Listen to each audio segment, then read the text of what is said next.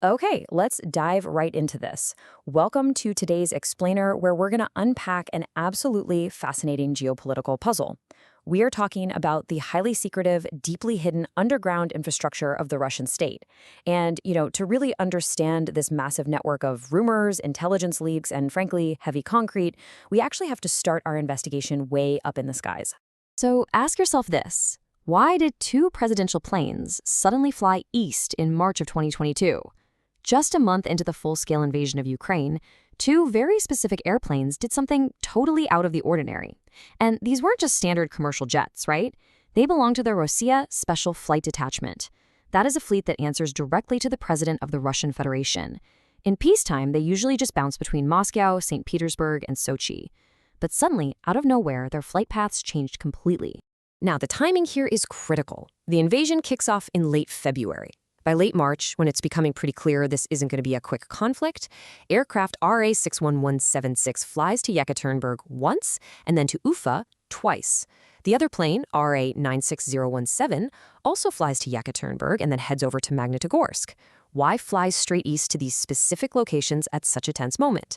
Now, maybe it was just a drill or some undisclosed political business. But if you look at a map, right smack in the middle of those three cities lies a massive open secret. Part 1. Yamantau, the mountain fortress. Right at the geographic center of those strange flights sits Mount Yamantau. It's the highest mountain in the southern Urals. And what's underneath it?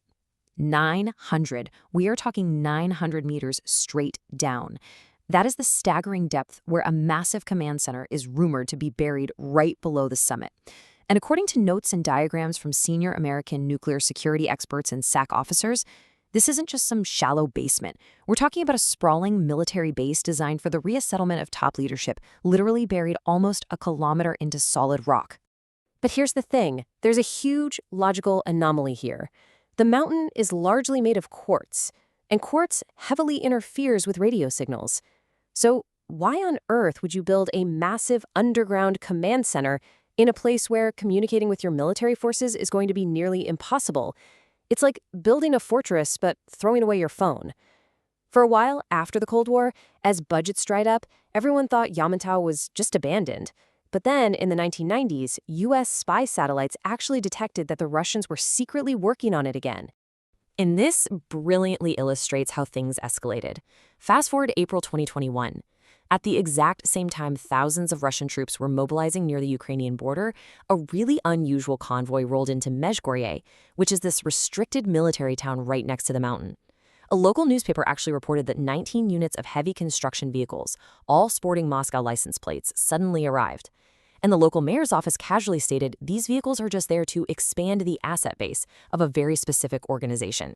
Which brings us to part 2, the builders and the palace. So, who actually has the capability to build a literal mountain fortress? Enter US-30. They are our prime suspect. This is a Russian state organization contracted exclusively for mega-heavy construction projects, and they specialize in large-scale underground complexes. When their crew showed up at Yamantau in 2021, they didn't say a word about what they were doing. And frankly, they didn't have to, because they answered directly to the Ministry of Defense. But as it turns out, their work isn't just limited to remote, freezing mountains.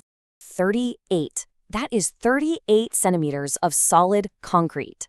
In early 2021, Alexei Navalny published an explosive investigation detailing this massive, hidden mega facility right on the Black Sea coast. It was allegedly funded by public money for the president's private use. The leaked diagrams showed an underground complex that was just as wild as the luxury palace sitting above ground. We're talking massive underground elevator shafts equipped with backup ventilation and their own sewage systems, and lining the walls of those elevator shafts, 38 centimeters of thick, blast-resistant concrete. Now, when you connect the dots, it paints a fascinating picture. The main contractor for both the Yamantau mountain expansion and those Black Sea Palace tunnels, it's US-30. This exact same heavy construction firm links that isolated, freezing mountain fortress directly to a private, sun-drenched coastal palace. But here's the twist. While the Ministry of Defense manages US-30 for standard military projects, for the palace tunnels, they were answering directly to another incredibly powerful acronym, the MDSP. So what is the MDSP?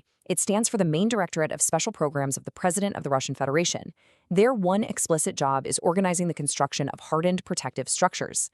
Since 2015, this whole directorate has been led by a guy named Alexander Linets. He's a former regional head of the FSB.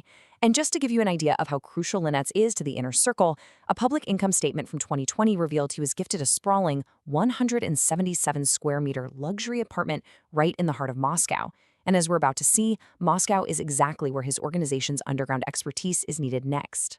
Part 3. The Secret Moscow Metro. Let's move our investigation directly beneath the streets of the capital.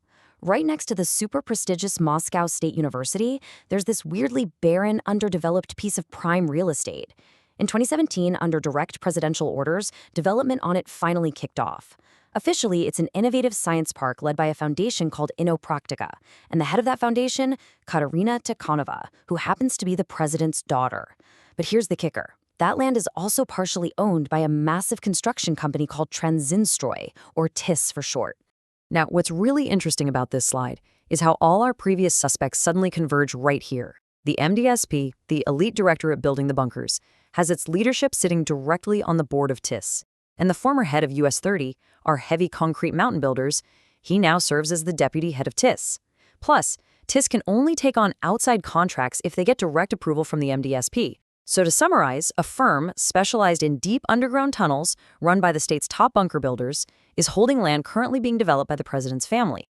So what does this all mean? Well, that specific piece of land next to the university isn't just an empty lot. It is heavily rumored to sit directly above an enormous leadership bunker. We are talking about an underground city speculated to be 200 to 300 meters deep with the capacity to hold up to 10,000 people. And if you're thinking, come on, an underground city in the middle of Moscow, we have to look at how the city actually built its public transit.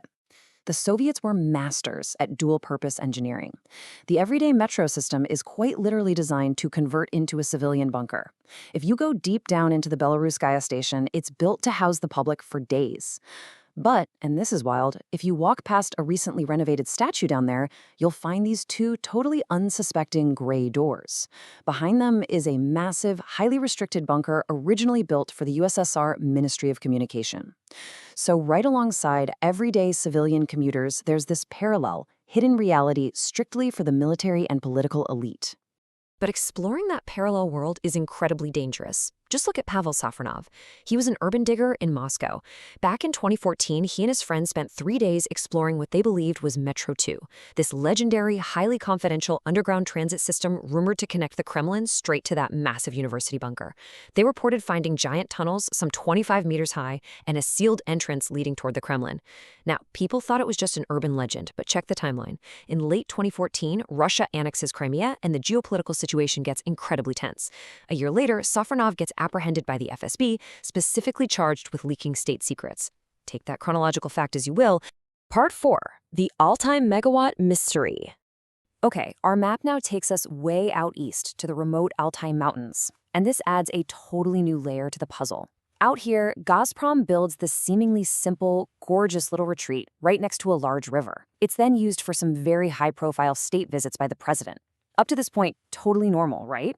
But then, step 3, they install a massive industrial-grade transformer station right on the property. This is not the kind of transformer you use to keep the lights on in a few guest cabins. This is hardware capable of powering a small city. That immense electrical capacity actually led a Russian professor to publicly claim that there is a highly advanced, totally unknown bunker hidden right beneath this quiet retreat.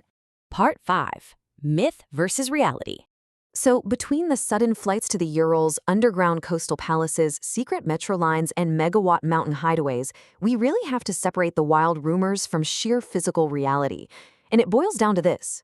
Dirt that comes out of the ground does need to go somewhere else. Look, there's rarely smoke without fire, but bunkers of this magnitude are incredibly hard to construct and nearly impossible to keep completely hidden. Physics dictates that excavating an underground city means moving thousands of tons of earth, and you just can't do that without leaving a visible trail. At the end of the day, the reality of this underground network probably mirrors the Russian state itself. Mysterious and real, organized and messy, strong and weak. It's really easy for us to dream up these hyper-advanced sci-fi underground cities run by some omnipotent political machine. But the real truth It might just be that right alongside the grand engineering marvels, a lot of these structures are just mundane concrete rooms with peeling paint, quietly suffering from decades of neglect. We've tracked the heavy construction crews, the secretive state directorates, the strange flight paths, and those massive electrical grids. But still, so much of this giant puzzle remains completely in the dark. We don't know the absolute full extent of what's under the university, or Mount Yamantau, or that retreat in Altai. But as geopolitical tensions keep shifting and evolving above ground, it leaves us with one absolutely vital question. When the dust finally settles, which of these hidden infrastructures will eventually be forced into the light? Thank you so much for joining me for today's